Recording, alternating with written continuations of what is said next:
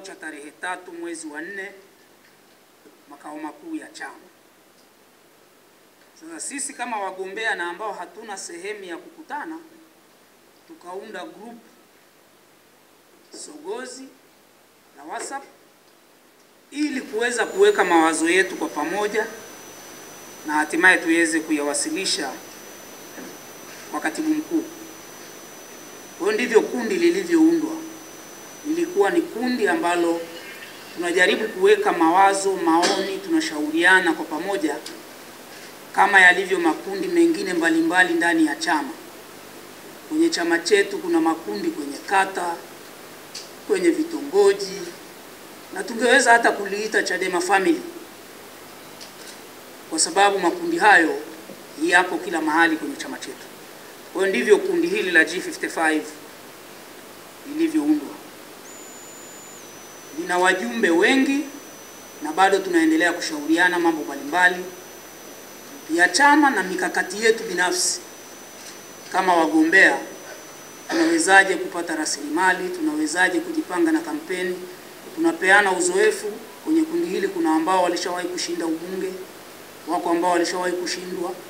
Kwa hiyo tunapeana na tunaendelea kupeana uzoefu. Jambo la pili ambalo ningependa kulieleza kabla ni kwamba leo tumekuja kufafanua waraka wetu tuliomfikishia katibu mkuu siku ya tarehe 3 mwezi wa 4 mwaka 2025. Na tumeona kwamba kuna haja ya kufafanua kwa sababu wakati mwenyekiti wa chama akizungumza na wagombea na watiania siku ya tarehe 3 mwezi wa 4 pale makao makuu, alijibu baadhi ya hoja zilizokuwa kwenye waraka, na wale waandishi mliokuwepo mlimsikia akisema ameusoma waraka na hoja zinajibika. Lakini tukiri tu, mpaka sasa hivi bado hatujapokea majibu rasmi ya maandishi, kwa sababu sisi tuliandika kwa maandishi. Sasa kitendo cha kuja kuweka hadharani, wako ambao wanaweza wakapotosha. Sasa ni kwa nini kama mmempelekea katibu mkuu, kwa nini mnausema hadharani? Tunausema hadharani kwa sababu mwenyekiti wa chama alishaanza kujibu hoja zetu hadharani. Sisi tunaelewana? Kwa hiyo tunaufafanua ili yale ambayo hayakupata majibu siku ile ya tarehe 3 mwezi wa 4 hatimaye sasa yaweze kupatiwa majibu, au jamii ifahamu tumeandika nini, tumeshauri nini chama. Maana yako maneno mengi sana ya upotoshaji, haswa kwenye mitandao na kwa watu ambao hawaitakii Chadema mema, wameendelea kupotosha. Ndugu zangu, waraka wetu ni mfupi, ulisainiwa na watu 55 kama alama ya G55. Lakini nimesema pale awali kwamba kundi hili sio la watu 55. Tuko wengi ambao tunakishauri chama, na baada ya kutangaza uwepo wa kundi hili wamejitokeza hata ambao wanataka kugombea udiwani, wanaomba sasa nao wawe sehemu ya hili kundi. Kwa hiyo linazidi kupanuka na kuongezeka ukubwa wake baada ya watu kujua kwamba linasimamia mambo gani. Ndugu wanahabari, naomba sasa ni usome waraka kwa wetu tuliompelekea katibu mkuu siku ya tarehe 3 mwezi wa 4 mwaka huu. Ndugu wanahabari, madhumuni ya waraka: pamoja na kupokea wito wa kushiriki mkutano huo maalum, sisi wagombea ubunge haiwezekani ni wana CCM pamoja na vibaraka wao. Kauli hii ya mwenyekiti tayari imezuia uhuru wetu wa kutoa maoni au kushauri mbadala dhidi ya no reform no elections, kwani kwa mujibu wa mwenyekiti wetu watu wa namna hiyo ni wana CCM au vibaraka wao. Ndio dhumuni la kwanza lilotufanya tumwandikie katibu mkuu. La pili, mjumbe wa kamati kuu na mwenyekiti wa kamati ya chama ya kuchangisha fedha Mheshimiwa Godbless Lema akihutubia mkutano jijini Arusha alinukuliwa akisema kwamba wote wanaotaka ubunge au udiwani bila reforms waondoke Chadema. Kauli ya Mheshimiwa Lema ya kufukuza watu wenye maoni mbadala ndani ya chama haijakanushwa na chama na inazidi kuondoa mantiki ya mkutano huo maalum wa kujadili mwenendo wa no reform no election, kwani tayari washiriki tumewekewa mipaka na vitisho katika suala hilo. Dhumuni la tatu, hivi karibuni mwanaharakati Maria Sarungi aliandika katika ukurasa wake wa X akikitaka chama kiyaweke hadharani majina ya wote wanaotaka ubunge kwa udi na ubani bila reforms, na akatuhumu kuwa watu hao wanataka kufanya blackmail, yani kutishia eti watahama chama. Pia Maria Sarungi, bila kujali mamlaka ya ofisi yako, ametaka ajulishwe ni nani amewaita watiania kwenye mkutano huo maalum, maana uongozi mzima upo field, na akataka chama kisiwahusishe watiania, do not engage them, bali waachwe waende CCM. Kauli hizi za Maria Sarungi ambaye ni si mwana Chadema zinafanana na kauli za Mheshimiwa Lissu na Mheshimiwa Lema. Aidha, kauli hizi zinaingilia mamlaka ya ndani ya chama na ofisi yako imezinyamazia kimya, huku kukiwa na taarifa kuwa mwanaharakati huyo ana mgongano wa kimaslahi wa kutaka chama kisishiriki uchaguzi wa mwaka huu kwa maslahi yake binafsi. Kauli za Maria ambaye ni swahiba wa karibu wa baadhi ya viongozi wetu wakuu zinazidi kuongeza vitisho na kufinya uhuru wa maoni kuelekea katika kikao hicho maalum. Kwa msingi huo, tunawasilisha mchango wetu wa mawazo kwa njia ya maandishi kama ifuatavyo. Moja, tunaunga mkono madai ya mabadiliko, reforms. Sisi kundi la G55 tunaunga mkono kabisa madai ya kufanyika kwa reform katika nchi yetu. Tunaunga mkono na tupo tayari kuongeza nguvu zaidi katika jitihada zote za chama za kudai mabadiliko ya katiba na sheria za uchaguzi, reforms, ili kuwa na uchaguzi huru na zinazoaminika. Kwa kwenye eneo la reform, sisi tuliogombea mwaka 2020 tulijeruhiwa na uchaguzi ule sana kwa sababu ya mifumo isiyo rafiki ya kiuchaguzi. Kwa hiyo tunaunga mkono 100% swala la reform. Kwa hiyo tuko tayari na kuongeza nguvu kuwekeza kwenye kupigania mabadiliko ya kimfumo na ya kisheria kwa ajili ya chaguzi huru na za haki hapa nchini. 2, maoni mbadala dhidi ya mpango wa kuzuia uchaguzi. Ikumbuke hapo mwanzo nimesema reform tunaziunga mkono. Tunasita kuamini katika mpango wa chama wa kuzuia kufanyika kwa uchaguzi mkuu 2025 iwapo mabadiliko hayatopatikana, tukiwa na sababu zifuatazo. Kwa sisi kwenye no election, njia ambayo chama kimetumia tunaiona sio njia sahihi, na ndio maana tukachukua wajibu wetu kama wanachama, wengine wanachama waandamizi, kukishauri chama chetu kwamba njia ya no election walioamua kuitumia hatuoni kama itatufikisha kule tunakotaka kufika. Moja, tunaona kuwa haiwezekani kuzuia uchaguzi kwa kuwa nje ya uchaguzi. Kujaribu kuzuia uchaguzi huku ukiwa nje ya uchaguzi itakuwa ni sawa na kufanya jinai. Uwezekano pekee wa kuzuia uchaguzi ni kushiriki uchaguzi wenyewe kwa kuhakikisha tunaingiza wagombea katika uchaguzi. Ni rahisi kwa wagombea kuhamasisha na kuongoza wananchi kuzuia uchaguzi katika vituo mahususi vya uchaguzi, katika kata au majimbo yanayoelekea kufanyiwa hujuma, kuliko kujaribu kuzuia uchaguzi wote huku tukiwa nje kabisa ya uchaguzi wenyewe.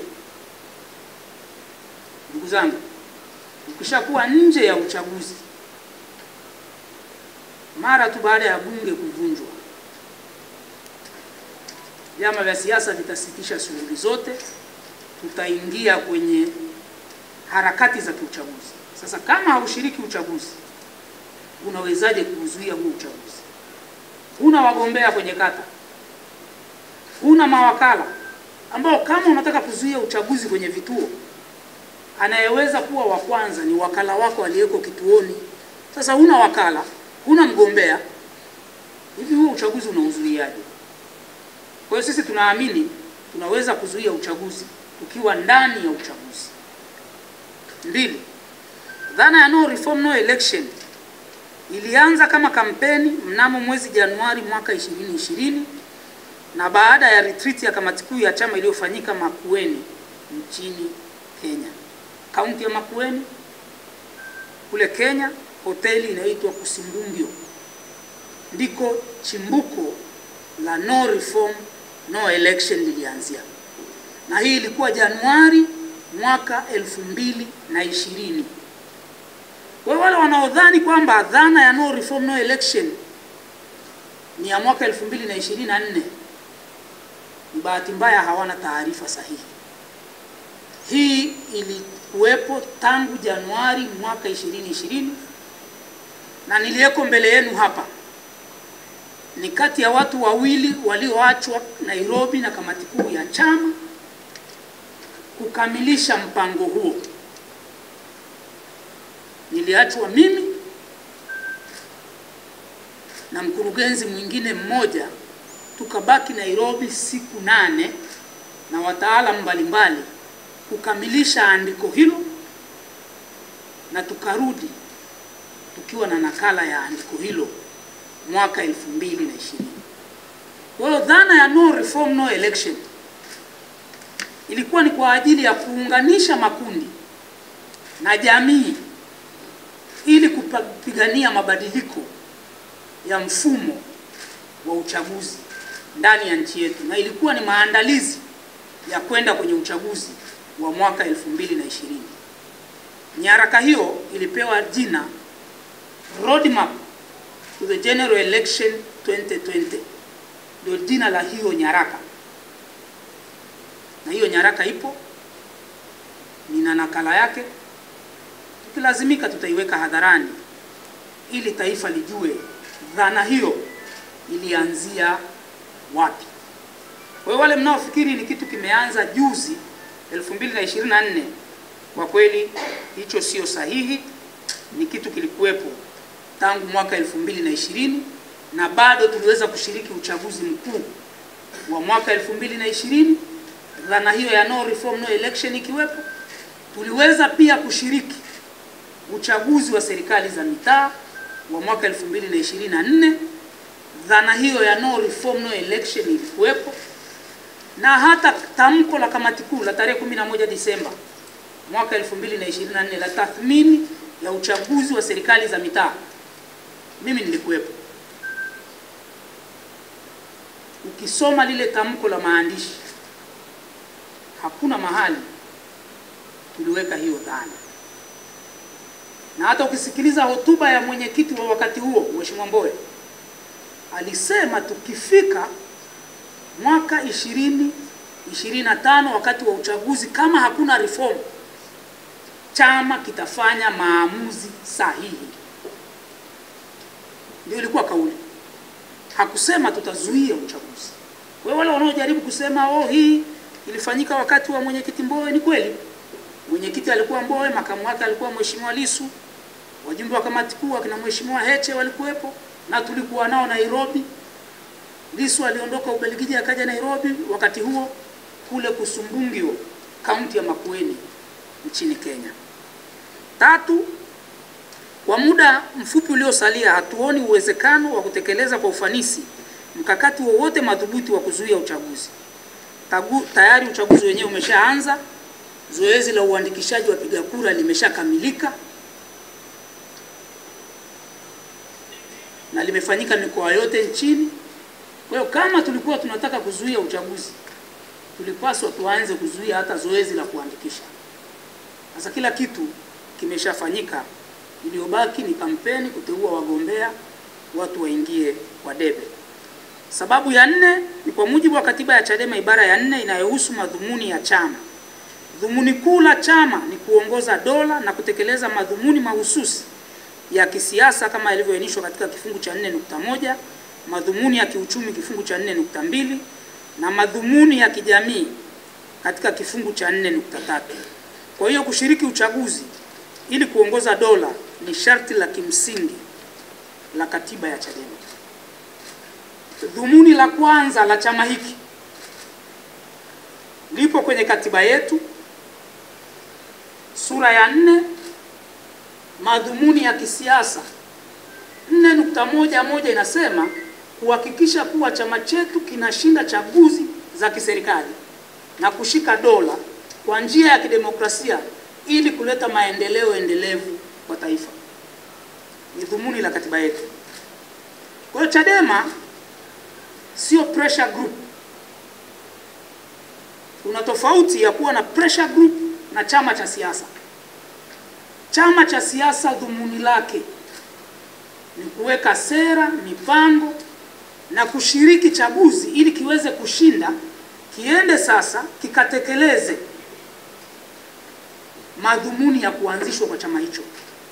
Lakini pressure group wao wanakuwa na jambo mahususi kwa wakati mahususi, wanalipigania kama kimbunga pap, likishaisha wanaenda kwenye jambo lingine. Pressure groups hazina madhumuni ya kudumu. Wao wanaenda na tukio kama linavyotokea. Lakini chama cha siasa kina malengo na madhumuni yake, na lengo kuu ni kushika dola. Kwa hiyo tumeshauri katibu mkuu kwamba chama chetu kirudi kwenye katiba yake, kiangalie madhumuni ya kuanzishwa kwa chama hiki. Je, tusiposhiriki uchaguzi tunaitekeleza vipi katiba yetu? 5. Ibara ya 5.2 ya katiba ya chama imetamka haki za mwanachama wa Chadema kuwa ni pamoja na kuchaguliwa kuongoza na kukiwakilisha chama katika ngazi yoyote kwa kuzingatia masharti yaliyowekwa na sifa za uongozi. Mpango wa kuzuia uchaguzi unaweza kukosa uhalali wa kutosha kikatiba kwa kuathiri haki za wanachama wa Chadema wanaotaka kugombea.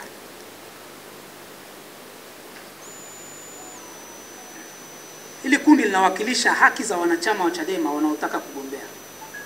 Katiba yetu ibara ya 5.2.2 imetoa hiyo haki kwa wanachama. Sasa tumemshauri katibu mkuu, pamoja na kupigania reforms, lakini kusema hatushiriki uchaguzi, wakumbuke pia wana infringe, wananyima haki wanachama wake ambao wanaona kushiriki uchaguzi ni sahihi. 6. Ukiondoa chama chetu, mpaka sasa hakuna chama kingine hata kimoja cha siasa kinachounga mkono mpango wa kuzuia uchaguzi ikiwa reform hazitopatikana. Kinyume chake, kuna chama kimoja tu cha upinzani ambacho kinapigania reform, lakini huku kikiendelea kujipanga kushiriki uchaguzi. Vyama vingine hususan vile vya kawaida ya kutumika vimeendelea kutangaza nia yao ya kushiriki uchaguzi. Ndugu zangu, wakati dhana ya no reform no election ikiwa ni kuunganisha makundi na vyama vya siasa, viongozi wetu hatujaona wakifanya hiyo jitihada, au wamefanya imeshindikana. Hatuungwi mkono na vyama vingine, tumebaki wenyewe. Sasa hatuoni mantiki ya kutokushiriki uchaguzi wakati wengine wataenda kwenye uchaguzi, watahalalisha huo uchaguzi. Madhara ya kutokushiriki ni makubwa kuliko faida. 7. Viongozi wa dini na madhehebu yenye waumini wengi hapa nchini tayari wamehimiza na wanaendelea kuelimisha na kuhamasisha waumini wao kwenda kujiandikisha kwenye daftari la mpiga kura kwa ajili ya kushiriki uchaguzi. Hali hii inaashiria kuwa ni ama chama chetu kimechelewa au tayari kimekwama kupata uungwaji mkono wa wadau muhimu katika mpango wa kuepuka uchaguzi usio na reform. Tumeshuhudia viongozi wa dini wanakubaliana kama ambavyo na sisi tunakubaliana dhana ya reform. Tulisikiliza juzi wakati wa sherehe za Idi, Mufti alisema serikali, angalieni, sikilizeni kuhusu reforms. Kanisa Katoliki limekuwa likiendelea kusema kuhusu reforms.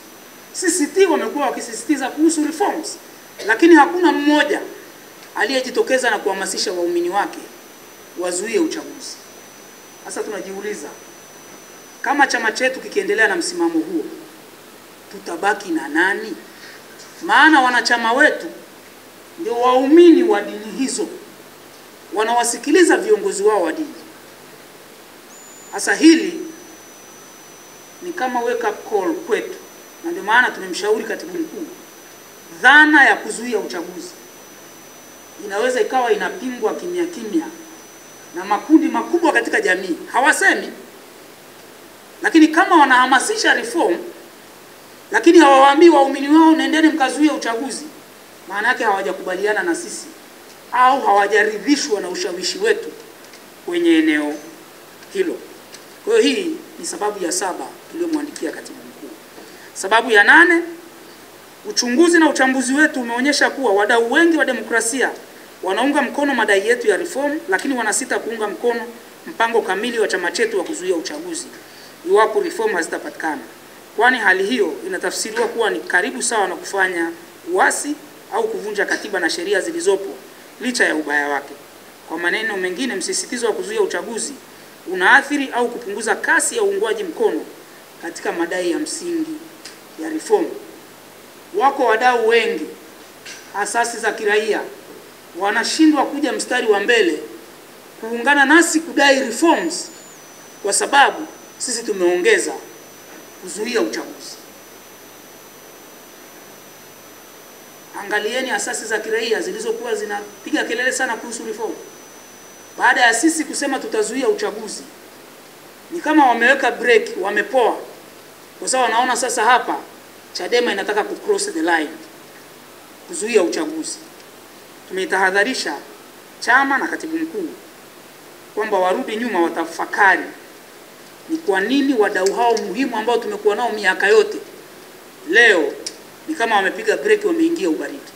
Ni kwa sababu hawaamini kwenye kuzuia uchaguzi.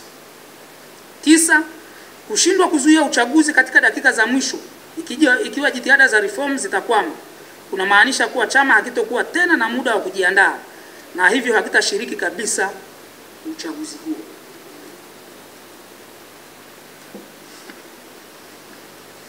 Tumemshauri katibu mkuu na chama, wakati tukiendelea na mapambano ya kudai reform, chama kiendelee na maandalizi ya kiuchaguzi.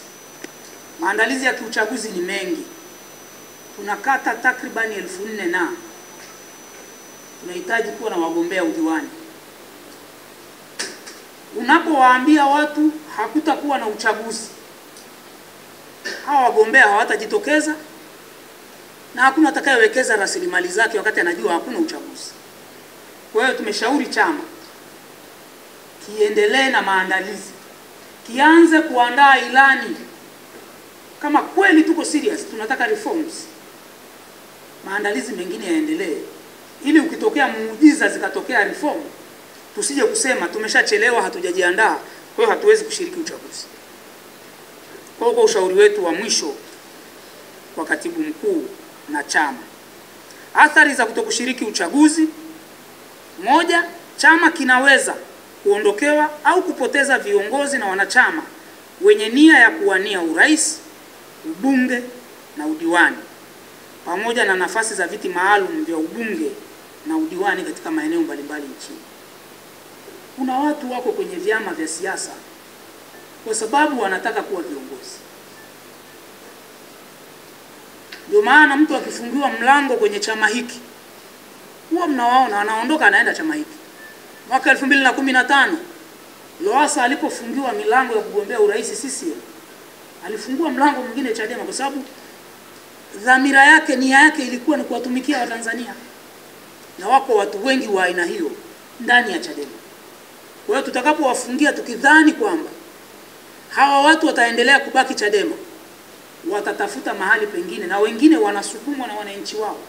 Mathalan, kwa mfano, tuna diwani wetu pale Kigoma, kata moja, tangu mwaka 92 mfumo wa vyama vingi uanze, anaitwa Gimbi. Kata yake amekuwa akishinda muda wote. Hasa mtu kama yule wananchi wake wanamlazimisha kwa sababu wamekaa naye, amewatumikia vyema, na wako wengi wa aina hiyo.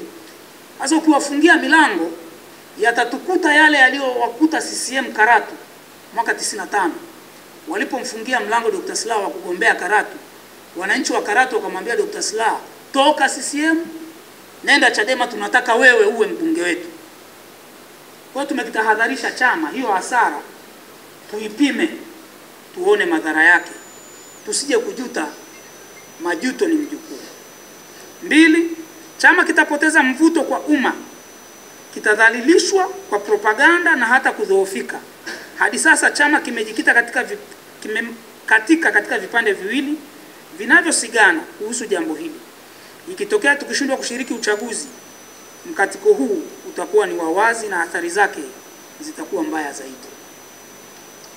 Nimempa pia katibu mkuu hiyo tahadhari kwamba ndani ya chama tunaona makundi mawili. Ndani ya kamati kuu wapo wanaotaka kugombea. Mmewasikia wakisema. Ndani ya baraza kuu yako hayo makundi mawili, na hata ndani ya mkutano mkuu. Kwa hatutaki huo mpasuko uendelee kuwa mkubwa. 3, chama kitapoteza kabisa ruzuku baada ya uchaguzi, hivyo kuathiri uhai na uendelevu wa shughuli za chama. Kuna watu wanabeza hoja hii. Sisi tuliokuwepo kuanzia mwaka 2020 Disemba mpaka tulipokuja kukubali kuchukua ruzuku mwaka 2023, tulikuwa na wakati mgumu sana wa kukiendesha hiki chama. Tulishindwa kulipa mapango ya ofisi, tulipunguza watumishi kwenye ofisi za makao makuu, ofisi za kanda.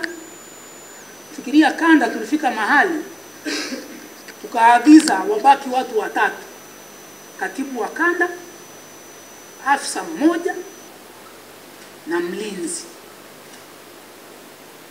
Tuna kanda 10.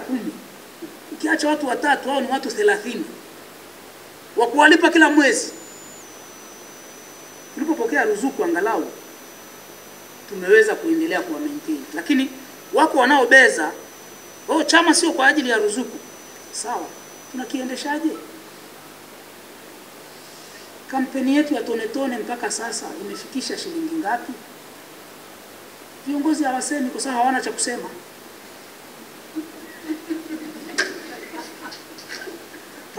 Ndio kweli. Sasa tufikirie miaka 5 tutaweza kuendesha chama kwa tone tone? Kwa hiyo tumekitahadharisha chama chetu kwa sababu tunakipenda. Wengine tumetumikia hiki chama tangu tukiwa watoto. Mimi nimaliza chuo kikuu, sijawahi kuajiriwa, nilikuwa Chadema mpaka leo niko Chadema. Sasa tunapoona hatari kwamba chama kinaenda kupotea, lazima tutoke mbele tuseme. 4, ari na hamasa ya wanachama kukichangia chama itakazidi kushuka, kwani wananchi hawataona faida ya kukichangia chama ambacho hakishiriki uchaguzi. Ndio maana hata kampeni yetu hii ya tone tone inakwama, kwa sababu watu wanajiuliza, hivi na wachangia Chadema sasa ili iweje wakati hata uchaguzi hawashiriki, ili waje watutoe kwenye makucha ya CCM? Sasa viongozi wetu tumewatahadharisha na kuwaambia kwamba tazameni hili kwa umakini, kwa sababu mtu anasukumwa, ana shilingi 1000 yake anaichangia Chadema kwa sababu anaona mwanga, kesho nitapata diwani wa Chadema, hii michango ya ovyo ovyo itaondoka, nitapata mbunge wa Chadema atanitetea bungeni, nitapata rais wa Chadema ataenda kutatua kero na matatizo ya wananchi. Lakini leo Chadema anasema haishiriki uchaguzi. Kwa nini nichangie 500 yangu wakati watoto wangu wanakula mchicha? Bora niwaongezee dagaa. Kwa hiyo hatari tunaiona na tumekishauri chama. 5, kutoshiriki kampeni ya uchaguzi kutakipotezea chama fursa ya kukijenga zaidi, maana haitokuwa rahisi kwa watiania kuwekeza kwenye chama ambacho hakiingii kwenye uchaguzi, maana hawatapata fursa ya kugombea. Ndugu zangu, chama cha siasa kinajengeka sana wakati wa uchaguzi, na sisi Chadema ni mfano. Mwaka 1995 hatukuingia kwenye uchaguzi wa rais. Mwaka 2000 hatukuweka mgombea urais. chama chetu kiliendelea kudhoofika.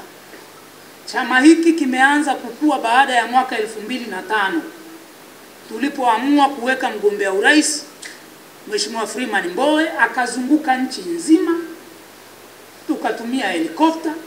Chama hiki kikaanza kunyanyuka, na tangu wakati huo hakijawahi kurudi nyuma, pamoja na madhila ya mwaka 2020 ambao chama kilishatangaza haukuwa uchaguzi bali uchafuzi. Kwa hiyo tumewatahadharisha viongozi wetu watumie fursa ya kampeni kuendelea kukijenga chama, kuimarisha wanachama na kupigania mabadiliko kwa taifa letu. 6, kwa ujumla, kutoshiriki uchaguzi kutasababisha chama kupoteza uhusika na umuhimu wake kwa umma, relevance, hali inayoweza kufuatiwa na kuporomoka kisiasa na hatimaye kudhoofika kabisa. Hatutaki chama chetu kikawe dhoofu bin hali baada ya uchaguzi mkuu. Ndio maana tumeshauri chama kitumie fursa hii, na ni rahisi zaidi kuzuia uchaguzi ukiwa unashiriki kuliko ukiwa nje ya ulingo.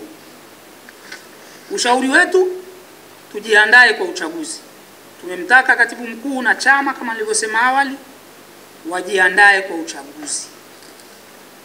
Aidha, upo uwezekano wa kushinda uchaguzi wa 2025 na kutangazwa katika vikwazo vingi vya kikatiba, kisheria na utamaduni mbaya wa CCM wa kubaka demokrasia. Pamoja na hujuma na uonevu wote tuliofanywa katika chaguzi zilizopita, bado yapo madhaifu ya ndani ya kirasilimali na kimkakati yanayoweza kuondolewa, na hivyo kukifanya chama kiingie kwenye uchaguzi huu kikiwa na nguvu mpya na mikakati madhubuti ya kukabiliana na hujuma za CCM na serikali yake kwa kasi kubwa. Tukijipanga vizuri kimkakati, kushiriki uchaguzi kutatupatia fursa kubwa na nzuri zaidi ya kuzuia uchaguzi kirahisi kwenye vituo na maeneo mahususi yanayoelekewa kufanywa hujuma. Tunasisitiza kuwa ni ngumu na kwa kweli haiwezekani kuzuia uchaguzi huku tukiwa nje ya uchaguzi. 3, kushiriki uchaguzi kutatupatia fursa ya ziada ya kutumia madhila ya uchaguzi katika kuwaunganisha, kuwachochea na kuwaongoza wananchi kuendeleza vuguvugu la kudai reforms kwa kishindo kikubwa zaidi. 4, kushiriki uchaguzi kutasaidia kuimarisha na kuendelea umoja na mshikamano wa chama, wanachama na wananchi, kutahuisha uhai na kuendeleza nguvu, hamasa na harakati za chama. Mabadiliko ni mchakato. Change is a process. Tumeshiriki chaguzi tangu mwaka 95 kwa tume hii, sheria hizi, uovu huu tuliwahi kufikisha wabunge 73. Tujiulize nini kilichochea chama, pamoja na sheria kuwa hizo, tume hiyo mwaka 2015 kikapata mafanikio kiliyopata, kura za urais zilizotangazwa 40%. Nini kilikuwa kichocheo? Utaona kwamba tulikuwa na mgombea na wagombea ubunge sahihi. Tutumie vizuri fursa ya uchaguzi kwa kuweka wagombea sahihi, tutaweza kushinda uchaguzi. Hitimisho. Mheshimiwa Katibu Mkuu, tunaomba uzingatie kuwa tumetoa maoni na ushauri wetu huo baada ya ofisi yako kutualika kujadili ajenda ihusuyo hali ya siasa na mwenendo wa chama katika kudai uchaguzi huru zenye kuaminika. Kwa muhtasari wa maoni, ushauri wetu tumejikita katika kuunga mkono madai ya reform, lakini wakati huo tukikisihi chama chetu kione haja ya kujiandaa na hatimaye kushiriki uchaguzi mkuu wa 2025 hata kama reforms hazitopatikana kwa wakati, kwamba kushiriki uchaguzi kutatuepusha na athari nyingi za muda mrefu za kudorora kwa chama, huku tukiwa pia na uwezekano wa kushinda au kuzuia uchaguzi kwenye maeneo au mazingira mahususi ya kiuchaguzi yatakayoelekea kufanyiwa uhuni, hujuma dhidi ya demokrasia. Tunaomba chama kiyazingatie, kiape kipaumbele katika tathmini na tafakari zake, na kifanyie kazi maoni na ushauri wetu huo kwa kina, kikiongozwa na fikra chanya, maslahi mapana na endelevu ya chama, pamoja na nafasi zilizojaa upendo nafsi zilizojaa upendo, umoja na mshikamano wa wanachadema wote. Tunapenda kusisitiza kuwa maoni na ushauri wetu huo si wa kupinga msimamo wa chama, bali ni kupendekeza namna bora zaidi ya kuziendea reforms, huku tukilinda ustawi endelevu wa chama chenyewe chini ya imani kuwa change is a process. Sisi hatupingi msimamo wowote wa chama, na hapa nitawakumbusha. Chama kiliweka msimamo, baraza kuu liliweka msimamo tuingie kwenye maridhiano na CCM na serikali yake. Lakini kadiri tulivyoenda mbele, viongozi waandamizi waliongoza kundi la kupinga, la kukiondoa chama kwenye maridhiano yale, na wakati huo chama kilisikiliza, kikaona mantiki ya hoja, hatimaye kilijiondoa kwenye maridhiano. Kwa hiyo na sisi hatupingi, ila tunakishauri chama kitafakari upya. Maazimio ya vikao sio msahafu, yanaweza kubadilika. Wako wanaojenga hoja kushiriki uchaguzi ni kuwapeleka vijana wakamwage damu, kwamba tuna njaa ya damu. Wakati huo huo wakihamasisha tukazuie uchaguzi. Hivi damu itamwagika wakati gani zaidi? Wakati wa kushiriki uchaguzi au wakati wa mapambano na dola, polisi na majeshi yake, wakati wa kuzuia uchaguzi? Sasa wako wanaotaka kutuaminisha kwamba kuzuia uchaguzi hakutamwagika damu, wakati tunakwenda tunatangaza kupambana na dola na majeshi kuzuia uchaguzi ulioko kwa mujibu wa katiba, kitu ambacho hakijawahi kufanikiwa popote duniani. Watu wanapambana wakiwa ndani ya uchaguzi. Hadi tunaambia tukishiriki uchaguzi ni watu wanaotaka damu zikamwagike, lakini kuzuia uchaguzi kana kwamba hatutatumia watu wetu hawa hawa kwenda kuzuia uchaguzi. Sasa hiyo itupe tafakuri ya kina, ni wakati gani damu itamwagika zaidi? Kama tunaweza kuepusha tone la damu ya Mtanzania kumwagika, viongozi tuna wajibu. Hawa ni waasi ni nini? Commitment yetu ipo kwa maandishi tuliyopeleka kwa katibu mkuu na tumesaini. Aidha, kwa kumalizia, tunafahamu sio wajibu wetu kutangaza, lakini kwa sababu tumekaa kwenye chama, tuna uzoefu, tuna connection. Tarehe 12 mwezi huu ni siku ambayo Tume ya Taifa ya Uchaguzi wanaenda kusaini kanuni za maadili kwa mujibu wa sheria ya uchaguzi wa rais, wa bunge na madiwani ya mwaka 2024, kifungu cha 162. Kinasemaje? Kwa madhumuni ya kusimamia uchaguzi wa haki, huru na amani, na baada ya kushauriana na vyama vyote vya siasa na serikali, tume itaandaa na kuchapisha katika gazeti la serikali kanuni za maadili ya uchaguzi zitakazoainisha maadili ya vyama vya siasa, serikali na tume wakati wa kampeni za uchaguzi na utaratibu wa utekelezaji wake. Kanuni za maadili ya uchaguzi zitasainiwa na a, kila chama cha siasa; b, kila mgombea kabla hajawasilisha fomu ya uteuzi; c, serikali; na d, tume, na zinapaswa kuzingatiwa na wahusika wote waliosaini. Mtu ambaye atakiuka masharti ya kanuni za maadili ya uchaguzi ataadhibiwa kwa mujibu wa kanuni hizo. Tarehe 12 vyama vinatakiwa vikasaini kanuni hizo. Na moja ya kitu ambacho kiko kwenye hizo kanuni, chama ambacho hakitasaini hizo kanuni hakitaruhusiwa kushiriki uchaguzi. Kwa hiyo tunawakumbusha na kuwasihi viongozi wetu, wakati tunaendelea na madai ya reforms, wasisahau kwenda kusaini hizo kanuni, kwa sababu ikitokea reform kidogo zimepatikana, hawajasaini kanuni, chama chetu hakitaweza kushiriki uchaguzi. Wasije wakatumia mwanya huu wakakimbia kwenda kusaini kanuni ili baadaye watugeuzie tena. Sio kwamba no election, hatuzuii uchaguzi, bali kanuni zimeshatutoa nje ya uchaguzi. Kwa hiyo tunawakumbusha mbele ya umma na mbele ya vyombo vya habari,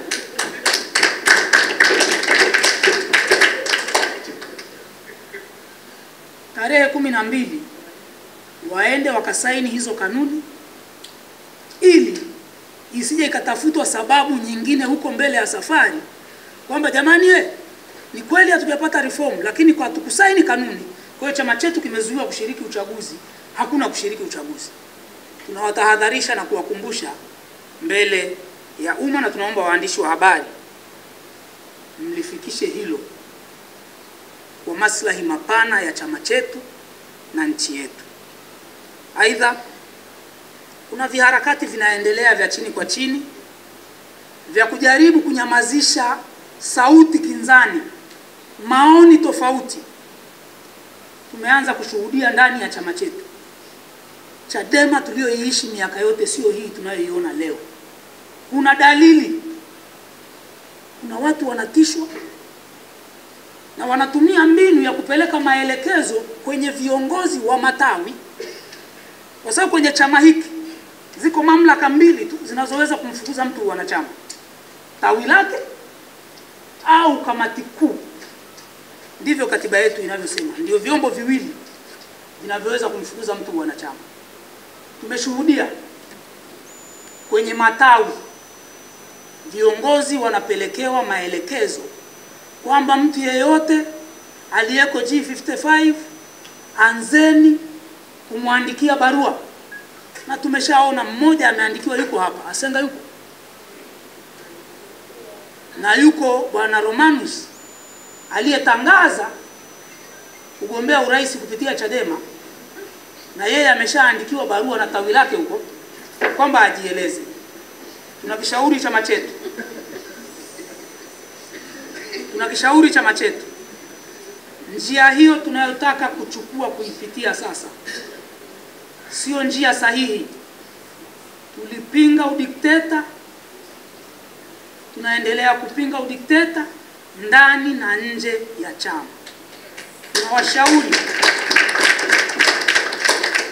Tunawashauri viongozi wetu wanaohubiri uhuru wa maoni, uhuru wa mawazo. Viongozi wetu wamekuwa wabunge, mwenyekiti alikuwa mbunge, makamu mwenyekiti alikuwa mbunge, katibu mkuu amewahi kuwa mbunge. Ndani ya bunge walikuwa na maoni na hoja za moto kweli kweli. Walipotaka kuzuiwa na spika, kupewa adhabu, kutolewa nje ya bunge, tulisimama kama taifa kwamba maoni yao yasikilizwe, ushauri wao usikilizwe. Na ndani ya Chadema leo tunawataka viongozi wasiogope kusikiliza maoni mbadala.